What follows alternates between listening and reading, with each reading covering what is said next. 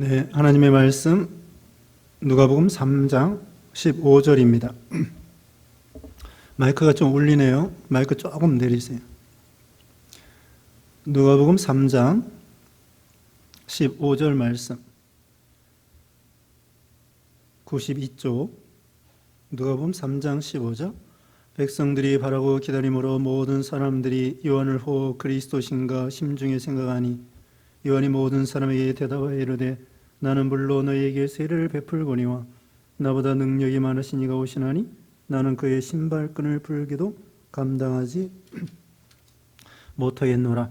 그는 성령과 불로 너희에게 세례를 베푸실 것이요 손에 키를 들고 자기의 타작마당을 정하게 하사 알곡은 모아 곳간에 들이고 쭉정이는 꺼지지 않는 불에 태우시리라. 또 그 밖에 여러 가지로 권하여 백성에게 좋은 소식을 전하였으나 분봉의 헤롯은 그의 동생의 아내 헤로디아 일과 또 자기가 행한 모든 악한 일로 말미암아 요한에게 책망을 받고 그 위에 한 가지 악을 더하여 요한을 오게 가두니라. 백성이 다 세례를 받을새 예수도 세례를 받으시고 기도하실 때에 하늘이 열리며 성령이 비둘기 같은 형체로 그의 위에 강림하시더니 하늘로부터 소리가 나기를 너는 내 사랑하는 아들이라 내가 너를 기뻐하노라 하시니라. 아멘. 오늘 본문은 누가복음 3장 15절로 22절입니다. 15절로 22절. 제목은 예수님에 대한 증거. 예수님에 대한 증거. 첫째, 세례 요한이 예수님에 대해 증거함. 세례 요한이 예수님에 대하여 증거함. 15절로 20절입니다. 두 번째, 예수님께서 세례를 받으심. 예수님께서 세례를 받으심. 21절로 22절입니다. 그래서 오늘 본문에는 세례 요한의 증거, 세례 요한이 예수님에 대한 증거가 나와 있습니다. 세례 요한이 예수님을 예비하는 그런 선구자로 오셨다고 했죠. 선구자로 예수님의 선구자로 이렇게 세례 요한이 오셨는데 지난 시간에 그 이스라엘 백성들로 하여금 회개 세례를 베풀었다고 말씀드렸습니다. 회개해야만이 예수님을 잘 영접할 수 있다는 것이죠. 그래서 마음밭이 교만한 마음, 또 음침한 마음, 권모술수, 미움과 시기와 또 이런 참 꾸불꾸불한 마음, 이런 마음을 평탄하게 해서 예수님을 잘 영접할 수 있도록 그렇게 세례 요한이가 준비를 시킨 것입니다. 그리고 무리들에게 그 어려운 사람 도와주라고 하고 세리들에게 그 이상의 그 세금을 부과하지 말라. 그 다음에 군인들에게 14절의 말씀 보면은요, 강탈하지 말고 거짓으로 무고하지 말고 급료를 족한 줄을 알라. 그렇게 군인들에게 회개하라고 가르쳐 주었습니다. 이제 오늘 본문에도 세례 요한이 예수님을 증거하는 그런 내용이 나와 있습니다. 15절에 백성들이 바라고 기다림으로 모든 사람들이 요한을 혹 그리스도신가 심중에 생각하니. 자, 구약시대의 말라기 이후에 400년 동안 하나님의 그 참된 선지자가 종교적인 암흑기였어요. 또 육신적으로 나라들도 이 유대 나라도 그 참 많은 환난을 당했습니다. 헬라 나라에 그 참 이렇게 어려움을 당하고 또 로마 나라에 지금 이제 어려움을 당하고 있고 이런 국가적으로도 환난을 당할 때 선지자도 오지도 않고 근데 갑자기 세례 요한이가 나타나서 회개하라고 그러고 선지자라고 그러고 광야에 외치는 자의 소리라고 그러고 회개의 세례를 베푸니까 참 400년 만에 선지자다운 선지자가 왔거든요. 그러니까 이 선지자인가 그렇지 않으면 그리스도인가 구약시대에 그리스도 보내주겠다고 하나님이 약속했는데 그리스도인지 그렇지 않으면 선지자인지 이 참 혼동이 되고 헷갈리는 것입니다. 그러니까 사람들이 세례 요한을 향하여 그리스도인가 이렇게 의혹을 품게 되었습니다. 그때 세례 요한이 분명히 가르쳐 주었습니다. 16절 요한이 모든 사람에게 대답하여 이르되 나는 물로 너희에게 세례를 베풀거니와 나보다 능력이 많으시니가 오시나니 나는 그의 신발끈을 풀기도 감당하지 못하겠노라. 네. 또 그는 성령과 불로 너희에게 세례를 베푸실 것이요. 네. 여기 보면은 세례 요한이 분명히 자기가 누구인가 또 앞으로 그리스도가 누구인가 분명히 가르쳐 주었습니다. 나는 물로 너희에게 세례를 베풀지만 나보다 능력이 많으신 이가 내 뒤에 오신다고 말하고 있죠. 자, 세례 요한이가 그때 내가 당신이 그리스도입니까? 물어봤을 때 대답하지 아니하고 가만히 있으면은 사람들이 더 오해를 해. 그때 분명히 나는 그리스도가 아닙니다. 이게 분명한 것이 이게 중요한 거예요. 나는 목사입니다. 나는 장로입니다. 나는 신자입니다. 가락동부교회 집사입니다. 분명히 자기를 나타내는 거, 그게 믿음을 쓰는 것입니다. 이단들은 어떻게 하죠? 이단들은 그냥 속이는 것입니다. 선교사다. 저기 어디 유명한 선생님이 있다. 그러면서 사람들을 미혹시키는 거예요. 처음에 어느 교회에서 왔다. 분명히 말하지 않아요. 그게 벌써 뱀 속에 마귀가 들어가서 아담과 하와를 미혹시키는 식으로 또 양의 탈을 쓰고 이리가 찾아오는 것처럼 사람들을 미혹시키는 것입니다. 왜? 가짜이기 때문에. 근데 우리는 진짜이기 때문에 분명히 말하는 것입니다. 나는 목사다, 장로다, 가락동무교회 집사다. 분명히 이렇게 떳떳하게 말할 수 있는 거죠. 여기 세례 요한이가 가만히 있지 아니하고 나는 그리스도가 아닙니다. 나는 물로 회개의 세례를 베풀고 예수님을 영접할 수 있도록 준비시키는 사람입니다. 광야에 외치는 자의 소리입니다. 4절에 그랬죠? 그 다음에 여기 내 뒤에 오시는 이에 대해서 나는 예수님의 신발끈 풀기도 감당치 못하겠노라. 끈 풀고 메어주는 거 옛날에 종이 하는 것입니다. 그리고 종 중에서도 상종, 아주 제하급, 제일 하급의 종에게 이 일을 맡기는 것입니다. 예수님은 하나님의 아들이기 때문에 자기는 감히 예수님의 끈을 맬 수도 없고 풀 수도 없고 예수님의 발을 씻겨드릴 그런 위치도 안 된다는 거예요. 아주 하급의 종도 예수님 앞에 하급의 종로도 못할 죄인 중에 괴수입니다. 이것이 세례 요한의 겸손입니다. 세례 요한의 겸손. 예수님은 또 얼마나 겸손했습니까? 예수님은 제자들의 발을 씻겨주기까지 겸손하신 거예요. 겸손의 대가이죠. 하늘 보좌를 내놓고 이 땅에 오셔서 예수님은 겸손의 왕이시고 또 세례 요한도 참 겸손했습니다. 세례 요한이 능력이 있고 또 사명이 있고 하나님 앞에 선택받고 귀 쓰임 받는데도 겸손했습니다. 그러면서 자기는 예수님 앞에 아무것도 아닌 종 중의 종입니다. 그 다음에 이어서 16절 끝에 보면은 그는 성령과 불로 너희에게 세례를 베푸실 것이요. 예수님은 성령과 불로 세례를 준다고 했습니다. 성령 세례. 성령 세례는 예수 믿는 신자에게 주는 것입니다. 성령을 보내주시고 성령이 내주이시고 성령께서 우리 죄를 깨끗이 씻어주시는 것을 가리켜요. 불은 무엇이냐? 불은 말씀입니다.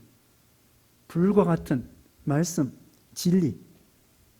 진리로 우리를 거듭나게 하시는 거예요. 세례. 그게 성령께서 복음 진리로 우리를 거듭나게 하고 우리 죄를 깨끗하게 씻어주시는 것입니다. 성령께서 우리 죄를 씻어주시는 것을 뭐라고 말하냐면은 성령 세례라고 합니다. 예수 믿을 때 성령 세례를 받는 거예요. 누구나 받아요. 근데 순복음교회에서는 이렇게 생각해요. 예수님을 믿고 따로 그 다음에 한참 있다가 막 마음이 뜨거워질 때 방언이 터지고 은사가 나오고 그런 능력이 나올 때 그때 성령 세례 받았다 생각해요. 순복음교회하고 우리 장로교회하고 다릅니다. 순복음교회는 다시 말하면 예수님은 따로 믿고 그 다음에 예수 믿은 다음에 막 열심히 나고 뜨겁게 마음이 뜨거워지고 그 다음에는 방언이 터지고 그럴 때 성령 세례 받았다고 그러는 거예요. 우리 장로교회에서는 예수 믿는 순간에 성령 세례 다 받은 거예요. 성령 받은 거예요. 성령이 우리 마음에 들어와서 우리의 모든 죄를 깨끗이 씻어주시는 것입니다. 그게 성령 세례예요. 그래서 우리 예수님은 성령으로 세례를 베푸실 것이고 불은 하나님의 말씀대로 하나님의 말씀으로 우리를 베풀어 주실 것이다. 17절 읽으세요. 손에 키를 들고 자기의 타작마당을 정하게 하사 알곡은 모아 곳간에 들이고 쭉정이는 꺼지지 않는 불에 태우시리라. 그 다음에 우리 예수님은 심판주라고 하는 것입니다. 하나님의 아들이고 심판주로서 타작할 때에 알곡이 나오고 쭉정이가 나오는 것처럼 알곡과 가라지가 나오는 것처럼 우리 예수님께서 복음을 전할 때 믿는 사람은 알곡이 되는 거고 안 믿는 사람은 쭉정이가 되는 거고 쭉정이는 결국은 꺼지지 않는 불, 영원한 지옥불로 멸망시킨다고 했습니다. 그러니까 우리는 알곡이 돼야 되겠죠. 예수 믿으면은 알곡이 되는 거예요. 그래서 우리 예수님이 심판주로 하나님의 아들로 오신다. 복음을 전할 때 받으면 구원이요 받지 아니하면 멸망입니다. 그 다음에 18절에 또 그 밖에 여러 가지로 권하여 백성에게 좋은 소식을 전하였으나 좋은 소식을 전해서 예수님을 믿도록 이제 예수님이 곧 오신다, 회개하라, 천국에 가까웠다, 구원 받아야 된다, 알곡과 쭉정이가 있는데 알곡이 되어라, 쭉정이가 되지 말아라. 세례 요한을 통하여 먼저 회개의 세례를 받아라. 그리고 잘못된 걸 고쳐라. 세례 요한을 통하여 가르쳐 주는 것입니다. 요한복음 1장에 보면 세례 요한은 빛은 빛인데 참빛 되시는 예수님을 소개해 주는 빛이에요. 사람들이 너무나 어둠 가운데 있기 때문에 갑자기 밝은 빛으로 오면은 먹먹해가지고 예수님을 몰라보는 거예요. 그래서 예수님을 알아보도록 소개해 주는데 먼저 희미한 빛 되시는 이 세례 요한을 보내주고 그 다음에 눈이 어느 정도 그 다음에 진짜 빛 되시는 예수님이 오셔가지고 예수님을 잘 영접할 수 있도록 그렇게 하나님의 좋은 소식을 18절에 전해줬다고 했습니다. 19절 읽으세요. 분봉왕 헤롯은 헤로디아의 일과 또 자기가 행한 모든 악한 일로 말미암아 요한에게 책망을 받고 그 위에 한 가지 악을 더하여 요한을 옥에 가두니라. 예, 분봉왕 헤롯이 있습니다. 우리가 지난 시간에 말씀드렸는데요. 1절 말씀 보면은 거기 헤롯 나와 있죠. 1절 보면은 디베르 황제가 통치한 지 15해 곧 본디오 빌라도가 유대의 총독으로 헤롯이 갈릴리의 분봉왕으로 거기 나와 있죠. 그 헤롯은 말씀드린 헤롯의 아들 안디바입니다. 안디바. 그리고 그 동생 빌립이 있습니다.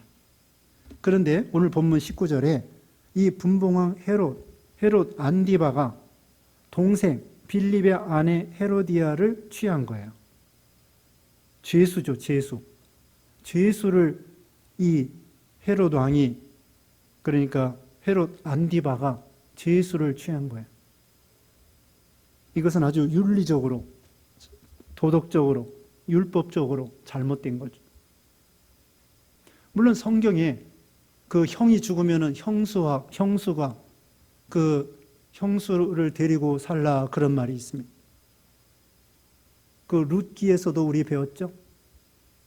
큰아들이 죽으면 큰아들의 그 부인을 둘째 아들이 데리고 사는 거예요. 그래서 거기서 낳은 첫 번째 아들을 형의 아들로 이렇게 해서 기업을 이을 수 있도록 하는 거죠. 다말도 그랬죠.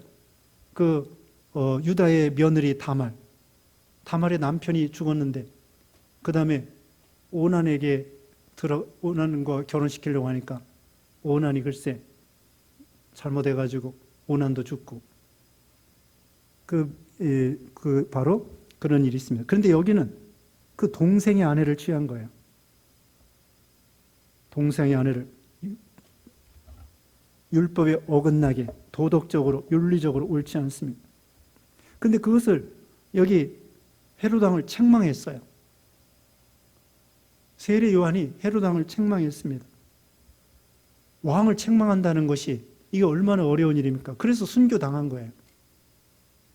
왕의 잘못된 도덕을 책망한 것입니다. 무슨 정치적인 이야기를 책망한 게 아니에요. 정치적인 거, 로마 총독이 왜 정치를 그따위로 하느냐, 또 헤롯 왕에게 왜 정치를 그런 식으로 하느냐, 그걸 책망한 것이 아니라 신앙적으로, 윤리적으로, 도덕적으로 왕이라고 할지라도 잘못됐습니다, 이렇게 책망하는 것입니다. 근데 요새는요, 참 이게 세상적으로 이 거꾸로 돌아가는 거예요.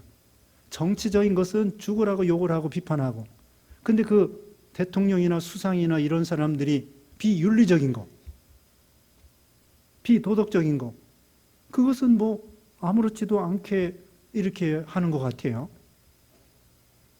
우리 신앙적으로 말하면 정치적으로 뭐라고 하든지 간에, 물론 신앙적으로 잘못된 건 정치적인 것도 잘못된 걸 말할 수 있지만, 그렇지 않은다 하면은 비윤리적인 거, 비도덕적인 거, 이런 걸 먼저 따져야 되거든요.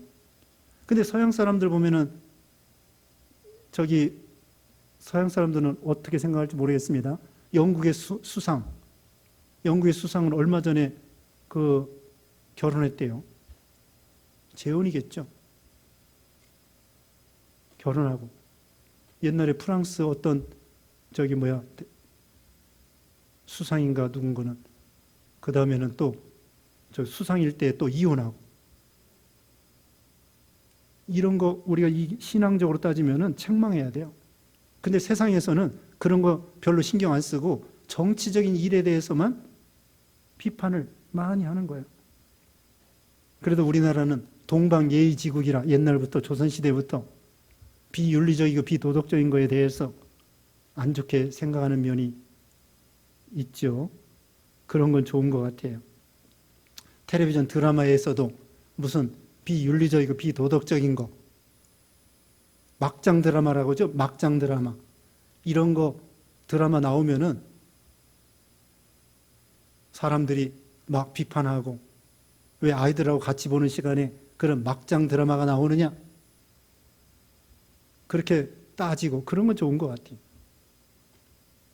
아이들하고 같이 보는데 건전한 이야기가 나와야지 왜 드라마가 그렇게 엉터리냐, 그런 식으로 우리가 이 예의를 지키고, 그건 참 우리 한국 사람들 좋은 것 같습니다. 어쨌든 여기 왜 분봉왕 헤롯을 책망했느냐, 정치적인 일로 책망한 것이 아니라 신앙적으로, 윤리적으로, 도덕적으로, 율법적으로 이거 동생의 아내를 취했기 때문에 책망한 거예요.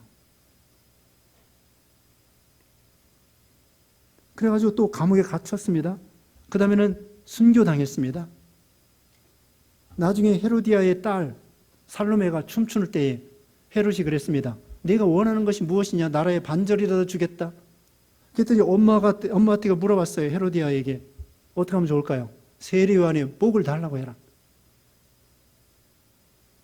이 헤로디아도 참 악한 사람이에요. 그래서 결국은 세례 요한이가 순교를 당하게 되었습니다. 옥에 갇혔다가 20절에 그랬죠. 그 후에 한 가지 악을 더하여 요한을 옥에 가두니라. 그러니까 세례 요한은요, 예수님을 소개하고 얼마 있다가 나중에 이제 예수님께 세례를 줘요. 마태복음에 보면은 예수님께 세례를 주는데 얼마 있다가 감옥에 갇히고 순교당하는 거예요.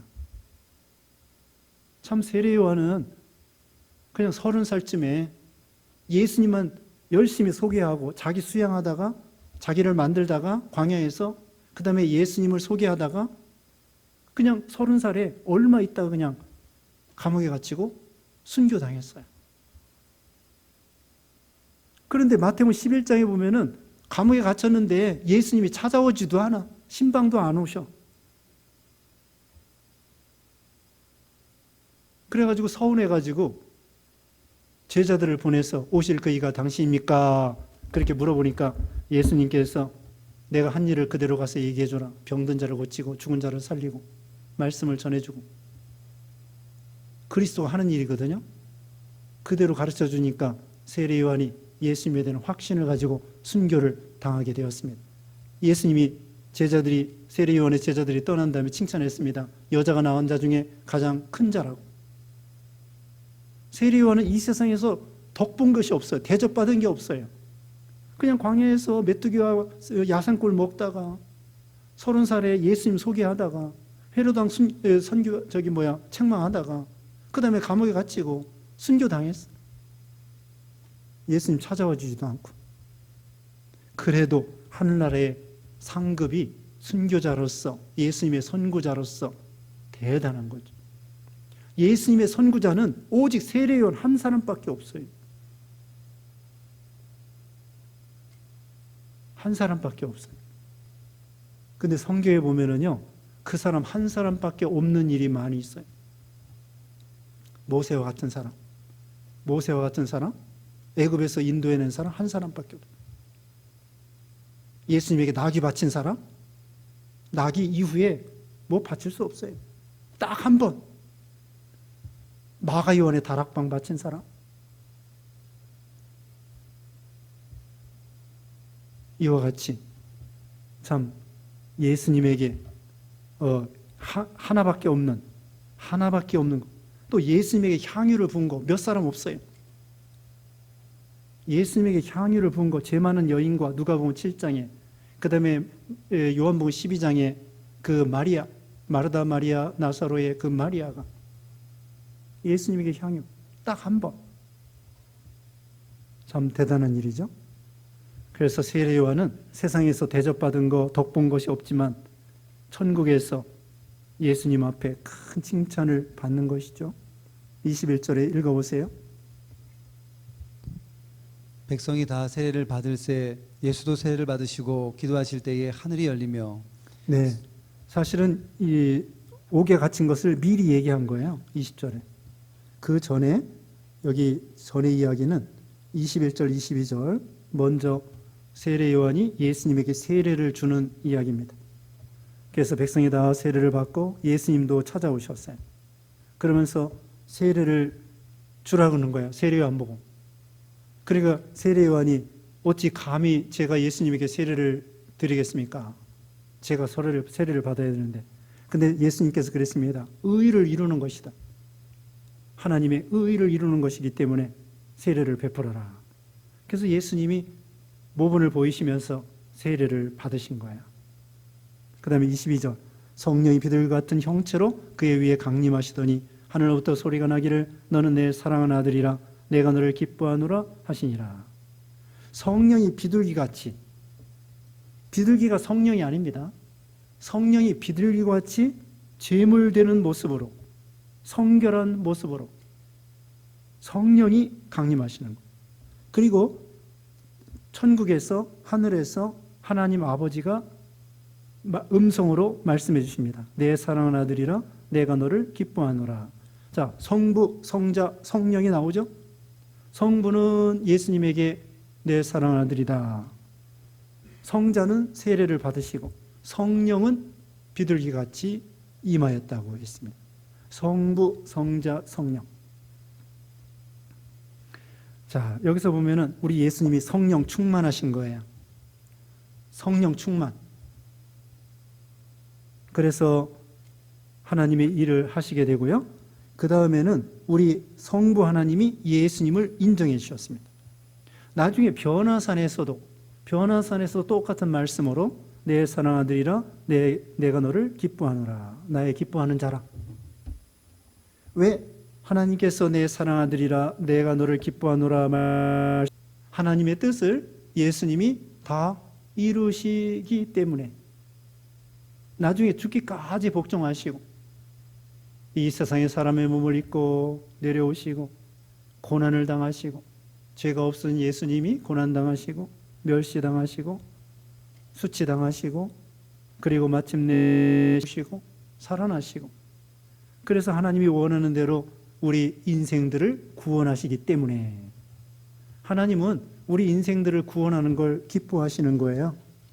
우리를 사랑의 대상자로 삼으시고 우리가 2장 14절에 천사들이 말했죠. 2장 14절에 지극히 높은 곳에서는 하나님께 영광이요 땅에서는 하나님이 기뻐하시는 사람들 중에 평화로다. 하나님께는 영광, 땅에는 평화. 왜 평화가 임하느냐? 왜 하나님이 기뻐하시느냐? 백성들을 구원하는 일, 우리 예수님이 하시기 때문에. 그래서 예수 믿어 구원받는 신자들이 나오기 때문에 하나님이 기뻐하시는 거예요. 하나님의 최대한 목적과 하나님의 뜻과 하나님의 계획과 하나님이 원하는 것이 무엇일까요? 그건 택한 백성 구원하는 거예요. 하나님이 창조하신 목적이 왜 그럴까요? 천지만물 창조한 거, 우리 택한 백성 이 세상에 보내서 우리를 구원하시려고 한 거예요. 예수님 보내주신 거 우리 구원하려고. 그러니까 하나님의 최대의 목적과 하나님의 뜻과 하나님이 기뻐하시는 일과 하나님의 계획과 하나님의 최고의 제일 가는 하나님의 뜻이 무엇이에요? 우리 예수 믿는 신자들이 구원받는 것입니다. 이거 그래서 예수님을 통하여 구원받기 때문에 또 예수님이 오시지 않, 이 세상에 오자가 죽지 아니하면 구원이 없어요. 그래서 예수님이 그 일을 하시기 때문에 하나님이 기뻐하시는 거죠. 또 예수님이 아니면 구주가 될 수 없어요. 아무도. 오직 유일한 예수님. 오전에 얘기했죠. 참빛 되시고 참 생명의 떡이 되시고 참 포도나무 되시고 참 생명수가 되시고 참 길이요 진리요 생명이 되시고 천하인간의 구원 얻을 만한 이름 예수 이름 위에 없고 오직 예수. 예수님이 내려오지 않으면 안 되는 거야. 예수님이 십자가에 죽지 아니하면 안 되는 거야. 그런데 예수님이 그대로 하나님이 원하는 대로 오시고 죽으시고 그래서 우리를 구원하게 되었으니까 하나님이 너무나 마음이 기쁘신 것이죠. 하나님이 다시 말씀드리면 제일 원하고 제일 기뻐하고 제일 좋아하고 하나님의 제일 큰 뜻, 목적 그게 뭐예요? 하나님이 제일 원하는 뜻과 목적이 무엇이냐고요? 우리 택한 백성 구원하는 거예요. 하나님이 제일 좋아하신 천지만물 창조한 목적도 또 예수님 보내주신 거 또 우리가 이 세상 태어난 것도 그래요. 여러 가지 목적이 있지만은 제일 큰 목적은 뭐예요? 제일 큰 목적은 예수 믿게 하는 거예요. 구원시키는 거예요. 구원시키는 거. 우리 자녀들 다 구원시키고 또 우리 친구들, 친척들 구원시키고 이거 제일 기뻐하시는 거예요. 그래서 우리가 코로나 핑계대고 하지 마시고 또 전도 대상자를 위해서 기도해 주시고 또 코로나 풀리면은 대면 비대면 낼 때 또 데리고 나오고 이 하나님의 최대한 목적 이걸 마음에 심고 우리도 세례 요한과 같이 예수님을 소개하는 사람 하나님을 기쁘게 해드리는 사람 또 우리 예수님처럼 하나님의 뜻을 온전히 이루는 사람 이런 신앙 되어야 되겠습니다. 기도하겠습니다. 거룩하신 하나님 감사합니다. 우리를 구원하시고 복 주시고 또 우리 예수님이 이 세상에 오신 목적이 하나님의 뜻을 이루어 드리려고 우리 택한 백성들 구원하는 일이라고 하였사오니 우리를 구원시켜 주심을 감사합니다. 우리가 또 이웃에게 세례요한처럼 예수님을 소개하고 증거하고 그래서 많은 사람들을 구원해서 알곡이 되게 해서 천국 곳간에 드리고 하나님을 기쁘게 드리는 우리 삶이 되게 하여 주시옵소서. 또 한 주간 동안에도 하나님이 더운 일 가운데서도 우리 건강을 지켜주시고 또 코로나에서 지켜주시고 백신 주사 맞는 분들 후유증 없도록 도와주시고 또 국가적으로 세계적으로 이 코로나를 통하여 하나님의 뜻이 무엇인지 잘 깨닫고 또 회개할 바를 회개하고 하나님을 참 기쁘게 드리는 삶이 될 수 있도록 인도해 주시옵기를 원하옵고 예수님의 이름으로 기도드리옵나이다. 아멘.